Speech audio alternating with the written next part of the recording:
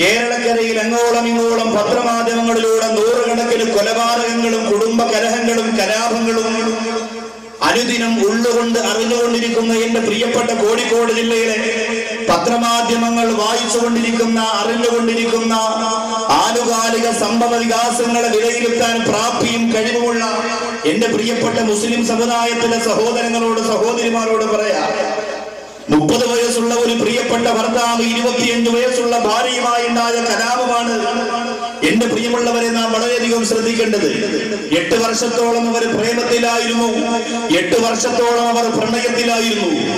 എവിടെയോ വെച്ച് കണ്ണുകൊണ്ടുടക്കി പോയ സൗന്ദര്യം തന്റെ മനസ്സിൽ സ്ഥാനം പിടിച്ചപ്പോ നഷ്ടപ്പെടുത്തി കളയാൻ ഒരുക്കമല്ലാത്ത പ്രിയപ്പെട്ട കാമുകൻ പരസ്പരം കത്തുകൾ കൈമാറി, മെസ്സേജുകൾ കൈമാറി, ഇഷ്ടങ്ങൾ പങ്കുവെച്ചു. ആദ്യം കണ്ടു, പിന്നെ സംസാരിച്ചു, പിന്നെ അടുത്തു വന്നിരുന്നു, പിന്നെ ഒരുമിച്ച് യാത്ര ചെയ്തു, പിന്നെ ഒരുമിച്ച് ഭക്ഷണം കഴിച്ചു, പിന്നെ ഒരുമിച്ച് കിടന്നുറങ്ങി, പിന്നെ ഒരുമിച്ച് അനേകം ദിവസങ്ങൾ മാറി താമസിച്ചു. ജീവിതത്തിൽ ഒരിക്കലും പിരിയാൻ കഴിയാത്ത പ്രേമത്തിന്റെ മഹാവലയത്തിൽ ഈ പ്രിയപ്പെട്ട കാമുകനും കാമുകിയും കുടുങ്ങിപ്പോയപ്പോ കാമുകൻ തന്റെ കാമുകിയുടെ മുഖത്ത് നോക്കിയിട്ട് പറഞ്ഞു, ആകാശലോകത്ത് 1000 പൂർണ്ണചന്ദ്രൻ ഉദിച്ചു നിൽക്കുന്നതിനേക്കാളും എന്റെ മനസ്സിന്റെ അകത്ത് ഞാൻ കൊടുക്കുന്ന സ്ഥാനം നിനക്കാണ് എന്ന് കാമുകിയോട് പറയുമ്പോ രോമാവൃതമായി പ്രിയപ്പെട്ട കാമുകി തന്റെ പ്രിയതമന്റെ മുഖത്ത് നോക്കിയിട്ട് പറയുകയാണ്, ഷാജഹാൻ എന്ന് പറയുന്ന പ്രേമനായകൻ തന്റെ പ്രേമഭാജനമായ പ്രാണപ്രേയസിയായ മുംതാസിന് വേണ്ടി താജ്മഹൽ നിർമ്മിച്ചു കൊടുത്തതിനേക്കാൾ എനിക്ക് ഏറ്റവും അധികം ഇഷ്ടം നിങ്ങൾ എന്റെ മുഖത്ത് നോക്കി പുഞ്ചിരിക്കുന്നതാണ് എന്ന് ലോകം മുഴുവനും കയ്യിൽ കിട്ടുന്ന പ്രതീതിയോടുകൂടി വാക്കുകൾ പരസ്പരം കൈമാറുമ്പോ അവർ പരസ്പരം പറയുകയാ, മരിക്കുന്നത് വരെ മക്കളായി, മക്കളുടെ മക്കളായി, ചെറുമക്കളായി, എത്ര കൊല്ലം കഴിഞ്ഞാലും ജീവിതത്തിന്റെ ഉള്ളറയിൽ ഞാനും നീയും തമ്മിൽ ഒരിക്കലും പിണങ്ങുകയില്ല. അവൻ പറയുന്നു, എന്തൊക്കെ സംഭവിച്ചാലും, ലോകത്തെന്തൊക്കെ എന്തൊക്കെ നേടിയാലും, എനിക്ക് എന്തൊക്കെ വിപത്തുകൾ സംഭവിച്ചാലും എന്റെ പ്രിയപ്പെട്ടവനെ ഞാൻ എന്റെ ഉള്ളുകൊണ്ട് കൊടുത്തിരിക്കുന്ന സ്ഥാനത്തിന് ഒരംശം പോലും കുറവ് വരില്ല എന്ന തീരുമാനത്തോടെ കാമുകിയും വാക്കു പറയുകയാണ്. പ്രിയപ്പെട്ട പെണ്ണ് തന്റെ വീട്ടിൽ തന്റെ കാര്യം അവതരിപ്പിക്കുകയാ, എനിക്കൊരു ചെറുപ്പക്കാരനെ ഇഷ്ടമാണ്, അയാളോടൊത്ത് ജീവിക്കുന്നതിന് എന്റെ പ്രിയപ്പെട്ട അമ്മയും ഡാഡിയും എനിക്ക് അനുവാദം തരണമെന്ന് പറയുമ്പോ യാതൊരുവിധ കാരണവശാലും കുടുംബത്തിന്റെ സ്റ്റാറ്റസിന് ചേർന്നതല്ല എന്ന് പറഞ്ഞുകൊണ്ട് ആ പ്രിയപ്പെട്ട പെണ്ണിനോട് മാതാപിതാക്കൾ കയർത്ത് സംസാരിക്കുകയാണ്. ചെറുക്കനും അതുപോലെ സംസാരിക്കുമ്പോ പ്രിയപ്പെട്ട മാതാപിതാക്കൾ അവരെയും എതിർക്കുകയാണ്. അവസാനം ഈ കാമുകനും കാമുകിയും കൂടി തീരുമാനമെടുക്കുന്നു. എന്ത് തീരുമാനമാ? എന്റെ മുമ്പിൽ ഇരിക്കുന്ന രക്തത്തിളപ്പുള്ള പ്രിയപ്പെട്ട ചെറുപ്പക്കാർക്കൊക്കെ അറിയാം എന്ത് തീരുമാനമാണ് എടുക്കുക. ആരും ചോദിക്കാനും പറയുവാനുമില്ല. കുറെ കൂട്ടുകാരുണ്ടല്ലോ, എല്ലാ പിന്നാടിപ്പരത്തിനും കൂടെ നിൽക്കാൻ എവിടെയും കുറെ സുഹൃത്തുക്കൾ ഉണ്ടാകുമല്ലോ.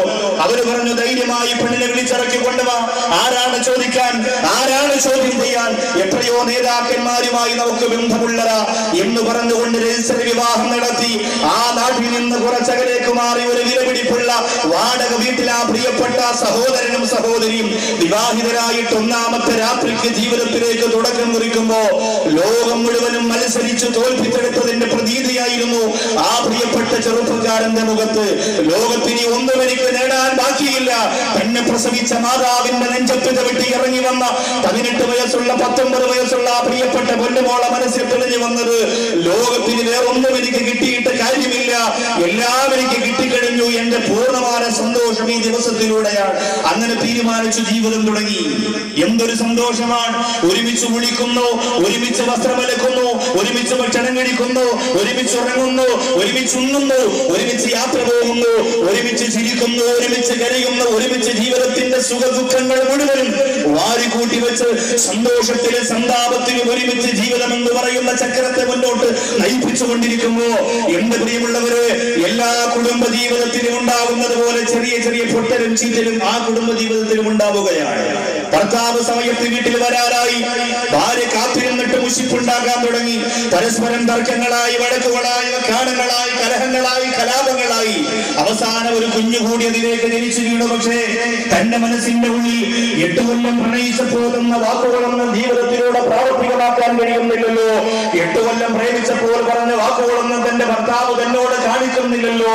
അന്ന് കത്തുകളിൽ എഴുതിക്കൊണ്ട് പറഞ്ഞ സ്നേഹത്തിന്റെ ഒരംശം പോലും വിവാഹം കഴിഞ്ഞ 3-4 കൊല്ലം കഴിഞ്ഞപ്പോൾ എന്റെ പ്രിയപ്പെട്ടവൻ എന്നോട് കാണിക്കുന്നില്ലല്ലോ എന്ന് പറഞ്ഞുകൊണ്ട് വീടിന്റെ ഒരു ഭാഗത്തിരുന്നു കൊണ്ട് സന്തോഷം കഴിയാതിരുന്ന മടവറയുടെ ഒരു മൂലയ്ക്ക് ജീവശവം പോലെ താടിക്ക് കൈയും കൊടുത്ത് പൊട്ടിക്കരഞ്ഞുകൊണ്ടിരിക്കുമ്പോ വിഷമം ഒരു വിഷമായി മാറുകയാണ്, തർക്കം ഒരു കലാപമായി മാറുകയാണ്, അവസാനം പിണക്കം ഒരു വലിയ പകയായി മനസ്സിന്റെ അകത്ത് നുരണ്ടു പൊന്തിയപ്പോ ഭർത്താവ് തീരുമാനിക്കുന്നില്ല, ഇനി അവരുടെ കൂടെ നാണം കെട്ടി ജീവിക്കുന്നതിനർത്ഥമില്ല. എന്റെ ഉമ്മയെ വെറുപ്പിച്ച, എന്റെ ഉപ്പയെ വെറുപ്പിച്ച, എന്റെ കൂടപ്പുറപ്പുകളിൽ നിന്ന് അകന്നു കഴിയുന്നതിന് എന്റെ മനസ്സിൽ സ്വാധീനം ചെലുത്തിയ, എന്റെ ജീവിതത്തിന്റെ എല്ലാ പിടിപാടുകളും നഷ്ടപ്പെടുത്തിയ, എന്റെ ജീവിതത്തിന്റെ എല്ലാ ബന്ധങ്ങളും അവസാനിപ്പിച്ച അവളുമായി ജീവിക്കുന്നതിൽ അർത്ഥമില്ലെന്ന് മനസ്സിലാക്കി വിശലിച്ചമാര മോശയേറിയ കടാരയും കൊണ്ട് തന്റെ പ്രിയതമ കിടന്നുറങ്ങുന്ന മണവറക്കകത്തേക്ക് കടന്നു വന്നിട്ട്, എന്റെ പ്രിയപ്പെട്ട ചെറുപ്പക്കാരാ, ആ പിണനെ ക്രൂരമായി ഒരു കോഴിക്കുഞ്ഞിനെ അറുക്കുന്ന ലാഘവത്തോടെ വെട്ടിയിരുന്നിട്ട് തലയണയെടുത്തുകൊണ്ട് തന്റെ പ്രിയപ്പെട്ട കുഞ്ഞോമനെ ആ മുഖത്തിലേക്ക് അമർപ്പിച്ചു വെച്ച ആ കുഞ്ഞിനെയും കൊന്നിട്ട് അവസാനം ഏതായാലും താൻ പോലീസ് സ്റ്റേഷനിൽ ജീവിച്ച് എരിഞ്ഞെരിഞ്ഞ് തീരുന്ന കനലാകുന്നതിനേക്കാൾ നല്ലൊരു ഈ സെക്കൻഡിൽ തന്നെ ജീവിതം അവസാനിപ്പിക്കലാണ് ഉചിതമെന്ന് മനസ്സിലാക്കിയിട്ട് ആ റൂമിന്റെ പേരിൽ എന്റെ പ്രിയപ്പെട്ടവരെ തന്റെ ഭാര്യയുടെ സാരിയെടുത്ത് കഴുത്തിൽ ചുറ്റിയിട്ട് തൂങ്ങി നിന്നാടുന്ന ജഡപ്പയാണ് പിറ്റേന്ന് പ്രഭാതത്തിൽ ആ വാടക വീടിന്റെ പരിസരത്തുള്ളവർ കണ്ടുപോയതെങ്കിൽ 8 വർഷം കൊണ്ട് പറഞ്ഞ സ്വപ്നങ്ങൾ എവിടെ, 8 വർഷം കൊണ്ട് പറഞ്ഞ വാക്കുകൾ എവിടെ, വാരിപ്പുഴന്ന രാത്രിയുടെ നിശായാമങ്ങളിൽ പരസ്പരം പങ്കുവച്ച സ്നേഹത്തിന്റെ വിലപിടിപ്പുള്ള വാക്കുകൾ എവിടെ, താരകോടുകൾക്കിടയിലെ പൂർണ്ണചന്ദ്രനാണ് എന്റെ കാമിനിയായ പൊന്നുമോള് നീ എന്ന് പറഞ്ഞുകൊണ്ട് പുതപ്പിനടിയിലേക്ക് പടപ്പുള്ള രാത്രിയിൽ ഇടന്നു കയറുന്ന ഒരു വിഷസർപ്പത്തെ പോലെ സന്തോഷം പങ്കിട്ട് പോരാ ജീവിതത്തിനിടയിൽ സംഭവിച്ചു പോയതെന്താ, സ്നേഹം പങ്കിട്ട ജീവിതത്തിനിടയിൽ സംഭവിച്ചു പോയതെന്താ. എന്റെ പ്രിയമുള്ളവരെ, എന്റെ പ്രിയമുള്ള സഹോദരങ്ങളെ, അവരൊക്കെ ജീവിതത്തിന്റെ നായകന്മാരായി കണ്ടിരുന്നത് സിനിമാ മോഡലുകളെയാണ്, നോവലിന്റെ താരങ്ങളെയാണ്, എഴുത്തുകാരെയാണ്, കായിക താരങ്ങളെയാണ്, കലാകാരന്മാരെയാണ്.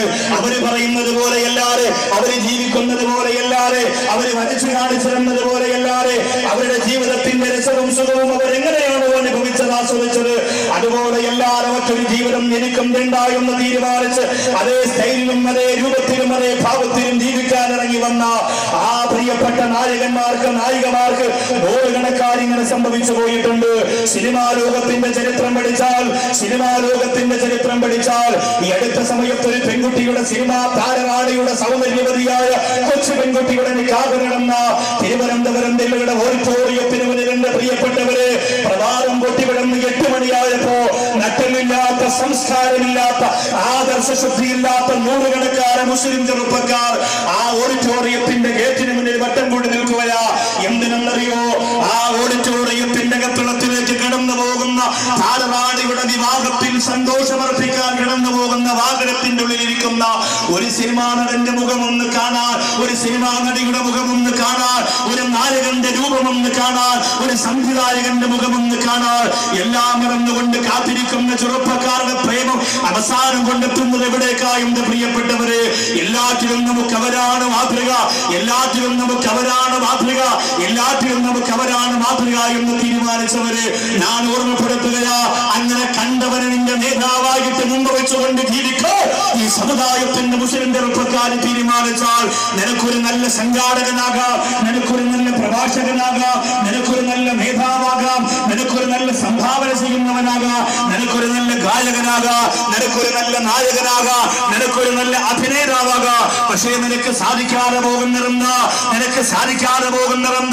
ഒരു നല്ല കുടുംബനാഥനാകാൻ, ഒരു നല്ല കുടുംബനാകാൻ, നല്ല കുടുംബ നായകനാകാൻ നിസ്കാരപ്പെടുമ്പുള്ളവർക്ക് സാധിക്കാതെ പോകുന്നതെന്ത്? പള്ളിയുടെ പരിപാലന സമിതിക്ക് സാധിക്കാതെ പോകുന്നതെന്ത്? ദീനീ പ്രവർത്തനത്തിന്റെ മേഖലയിൽ എല്ലാം മറന്നുകൊണ്ട് ഓടിക്കറ്റപ്പെടുന്ന മുസ്ലിം സമുദായത്തിന്റെ നേതാക്കന്മാർക്ക് സാധിക്കാത്തതെന്ത്? ഞാൻ എന്റെ പ്രിയപ്പെട്ട കുടുംബത്തെ പൊന്നുപോലെ പോറ്റുന്നവനാണെന്ന് പരസ്യമായി വീമ്പിളക്കുമ്പോൾ തന്റെ ഭാര്യയോട് ചോദിച്ചാൽ ഏറ്റവും നല്ല ഭർത്താവാണ് എന്റെ പ്രിയപ്പെട്ടവനെന്ന് പറയാൻ നിന്റെ പ്രിയപ്പെട്ട സഹധർമ്മിണിക്ക് കഴിയാതെ പോകുന്നതെന്ത്? നമ്മുടെ മാതൃക മറ്റാരുമാണ്? നൂറ്റാണ്ടുകൾക്ക് മുമ്പ് അല്ലാഹുവിന്റെ പരിശുദ്ധ ഖുർആൻ എല്ലാം നമുക്ക് സമർപ്പിക്കുന്ന വിശുദ്ധ ഖുർആൻ, എല്ലാം നമുക്ക് വിശദീകരിച്ചു തരുന്ന വിശുദ്ധ ഖുർആൻ, ഒരു വിശ്വാസിയുടെ ജീവിതം മുഴുവൻ അല്ലാഹുവേ ഏറ്റവും നല്ല മധുരമുള്ള ഭാഷ്യത്തിലൂടെ ഈ ലോകത്തിന് മുന്നിൽ സമർപ്പിച്ച പോലെ പരിശുദ്ധ ഖുർആൻ നൂറ്റാണ്ടുകൾക്ക് മുമ്പ് അല്ലാഹുവിന്റെ വിശുദ്ധ ഖുർആൻ ഈ സമുദായത്തോട് പറഞ്ഞതെന്താ? ലഖദ് കാന ലക്കും ഫീ റസൂലില്ലാഹി ഉസ്വത്തുൻ ഹസന. അല്ലാഹുവിന്റെ ഖുർആൻ ഓർമ്മപ്പെടുത്തുകയാ.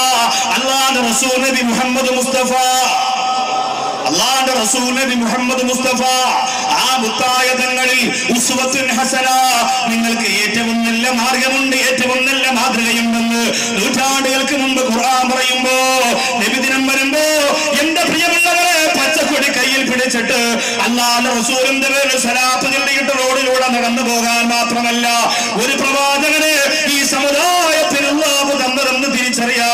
എന്റെ പ്രിയപ്പെട്ട ചെറുപ്പക്കാർക്ക് ബോധമുണ്ടാകട്ടെ, അല്ലാഹുവിന്റെ റസൂൽ എല്ലാ കാര്യത്തിനും മാതൃകയുണ്ട് പൊന്നുമോനെ, എല്ലാ കാര്യത്തിനും മാതൃകയുണ്ട് മോനെ. ഒരു നല്ല രാഷ്ട്രീയക്കാരനാകണമോ, ഒരു നല്ല രാഷ്ട്രീയക്കാരനാകണമോ, അല്ലാഹുവിന്റെ റസൂലിലേക്ക് നോക്കുക, നിനക്ക് പഠിക്കാൻ കഴിയുന്നതാ. ഒരു നല്ല കച്ചവടക്കാരനാകണമോ, മദീനത്തേക്ക് സാധന സാമഗ്രികൾ കൊണ്ട് കച്ചവടത്തിന് പോയ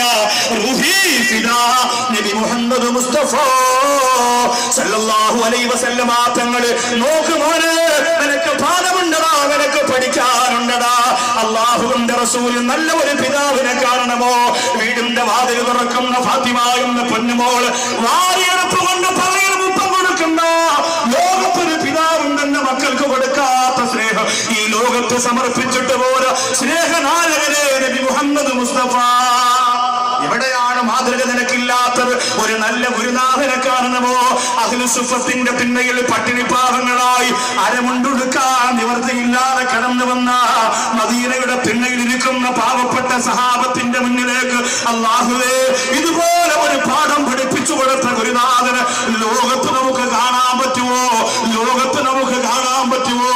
അതുപോലെ തന്നെ ചെറുപ്പക്കാരാ, അതുപോലെ തന്നെ ചെറുപ്പക്കാരാ, ആയിഷയുടെ ഭർത്താവാണ്, ഹഫ്സയുടെ ഭർത്താവാണ്, സൗദയുടെ ഭർത്താവായ മഹാനായ മുത്തുനബി മുഹമ്മദ് മുസ്തഫ സല്ലല്ലാഹു അലൈഹി വസല്ലമ തങ്ങൾ ഖദീജ ബീവിയുടെ ഭർത്താവാണ് മുത്തുനബി മുഹമ്മദ് മുസ്തഫ സല്ലല്ലാഹു അലൈഹി വസല്ലമ തങ്ങൾ ഈ ലോകത്ത് കോഴിക്കോട് ജില്ലക്കാർക്ക് മാത്രമല്ല, മലബാറിന്റെ മക്കൾക്ക് മാത്രമല്ല, തെക്കൻ കേരളത്തിൽ മാത്രമല്ല, ലോകത്തെങ്ങോളം ഇങ്ങോളമുള്ള മുസ്ലിം ചെറുപ്പക്കാരോ നിങ്ങളോട് പറഞ്ഞു തരികയാ, എങ്ങനെയാണടാ ഒരു നല്ല ഭർത്താവാകാറുള്ളതെന്ന്.